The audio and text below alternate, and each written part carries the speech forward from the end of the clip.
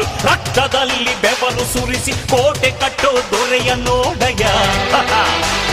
ಇವನಿದ್ದ ಕಡೆಯಲ್ಲೆಲ್ಲ ಘೋರ ಸಿಂಹ ಗರ್ಜನೆ. ಅದು ಯಾರು ಬಂದರು ಕೊನೆಯಾಗದು ಸಿಂಹ ಗರ್ಜನೆ.